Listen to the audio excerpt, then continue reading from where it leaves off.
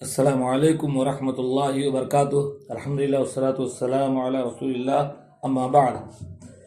آج ہمارے پاس بطور مہمان ہمارے دوست جناب مولانا عبد المعید صاحب عالیاوی ہیں، جو الحمدللہ ہماری مسجد کے امام بھی ہیں، نماز بھی پڑھاتے ہیں، وہاں کے خطیب بھی ہیں، اور شاید یہ منکا پور میں مدرس کی حیثیت سے بھی صدر مدرس مدرس کی حیثیت سے الحمدللہ۔ تو بس نماز میں آپ سے ملاقات ہوئی، گاؤں ہی کے ہیں لیکن اب ہم بھی باہر رہنے والے، اس لیے کوئی تعارف نہیں تھا، لیکن الحمدللہ آپ کی تلاوت اور آپ کی گفتگو جو ہے بس دل کو موہ گئی۔ اللہ تعالیٰ آپ کو اور زیادہ ہمت و حوصلہ دے۔ بس میں چاہوں گا کہ تھوڑا سا 5 منٹ آپ یا 3 منٹ یا 2 منٹ کوئی حدیث یا کچھ رسا پیش کر دیجیے۔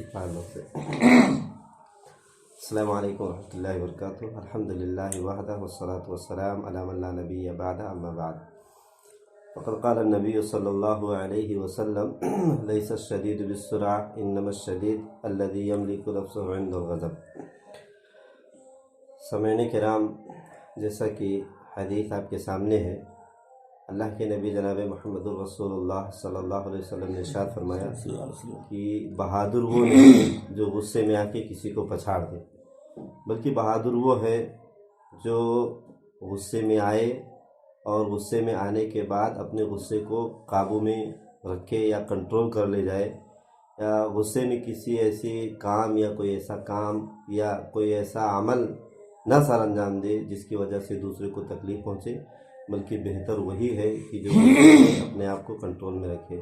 دیکھا یہ جاتا ہے کہ انسان غصے میں آ کر بہت ساری چیزیں ایسا کر گزرتا ہے جس کی وجہ سے خود بھی نقصان اٹھاتا ہے اور دوسرے کو بھی نقصان کے دہانے پہ لا کے کھڑا کر دیتا ہے، اور جب غصہ ختم ہوتا ہے، ختم ہونے کے بعد وہ افسوس بھی کرتا ہے اور وہ یہ سوچتا ہے کہ ہم نے یہ جو کام کیا یہ نہیں کرنا چاہیے، لیکن وقت نکل جانے کے بعد پھر وہ چیز نہیں آتی۔ جیسے کہ کسی نے کہا ہے کہ جب کمان سے تیر نکل جاتی ہے تو وہ تیر واپس نہیں آتی ہے، اسی طریقے سے غصے سے جب انسان کوئی بھی کام کر دیتا ہے غصے کی حالت میں تو پھر وہ واپس نہیں آتا ہے۔ لہذا غصے میں آنے کے بعد انسان اپنے غصے کو کنٹرول میں رکھے۔ اسی لیے اللہ کے نبی جناب محمد الرسول اللہ صلی اللہ علیہ وسلم نے فرمایا کہ جب غصہ آئے تو کھڑے ہو تو بیٹھ جاؤ، اور اگر بیٹھے ہو اس سے بھی غصہ نہ جائے تو وضو کر لو، لیٹ جاؤ۔ اس طریقے سے کئی ترکیب اللہ کے نبی صلی اللہ علیہ وسلم نے بتلائی ہے، اس کے ذریعے سے غصے کو ٹھنڈا کرو، کیونکہ غصہ یہ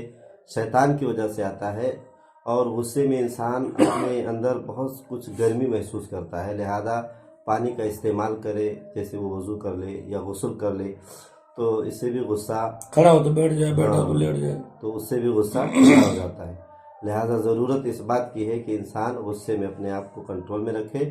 اللہ رب العالمین سے دعا ہے کہ اللہ تبارک و تعالی ہمیں ہر وہ کام کرنے کی توفیق عطا فرمائے جو ہمارے لیے فائدہ مند ہو، اور جس کے ذریعے سے ہمیں اور بذات خود یا دوسرے کو نقصان کے اعمال یا افعال یا اقوال کوئی بھی چیز ہو، اللہ تبارک و تعالی ہمیں اور آپ کو اس سے محفوظ رکھے۔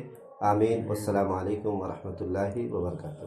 اس پر میں ایک اضافہ کرنا چاہوں گا، شیخ اللہ کے نبی صلی اللہ علیہ وسلم کی ایک صحیح حدیث ہے کہ من کظم غیظہ وهو یستطیع ان ینفذہ دعاه اللہ علی رؤوس الخلائق ثم یخیرہ من ای الحور العین شاء۔ جو آدمی طاقت رکھنے کے باوجود کہ غصہ کو نافذ کر سکتا ہے، کوئی اقدام کر سکتا ہے، اس کے باوجود اگر وہ آدمی اپنے غصے پر کنٹرول کر لیتا ہے تو اللہ تعالیٰ قیامت کے دنوں سے پوری مخلوقات میں سے الگ بلائے گا، اور پھر جنت کا گیٹ کھول کر کے کہے گا ان حوروں میں سے جس حور کو چاہو تم چھانٹ لو، کیونکہ دنیا میں تم طاقت رکھتے لیکن پھر بھی تم نے بدلہ نہیں لیا۔ وہی جو آپ نے کہا کہ پہلوان وہ نہیں جو دوسرے کو پٹک دے، پہلوان وہ ہے جو خود پر کنٹرول کر لے۔ اور دوسری بات یہ ہے کہ یہ معاف کرنے کے اور کنٹرول کرنے کے 3 درجے ہیں۔ ایک تو قرآن کا والکاظمین الغیظ والعافین عن الناس واللہ یحب المحسنین۔ ایک تو یہ کہ آپ غصہ پی گئے لیکن آپ نے معاف نہیں کیا، سامنے والے غصہ پی گئے اور کچھ کہا نہیں، معاف نہیں کیا، لیکن دوسرا ہے کہ غصہ بھی پی گیا اور معاف بھی کر دیا، اور اس سے اعلیٰ درجہ یہ ہے کہ غصہ بھی پی گیا، معاف بھی کر دیا، اور پلٹ کر کے دعوت تواضع بھی کر دیا، اور اس کے ساتھ احسان بھی کر دیا۔ اللہ تعالیٰ ہمیں ان تینوں مراتب کو چھونے کی اور پانے کی توفیق دے، آمین۔ السلام علیکم ورحمۃ اللہ وبرکاتہ۔ وعلیکم السلام۔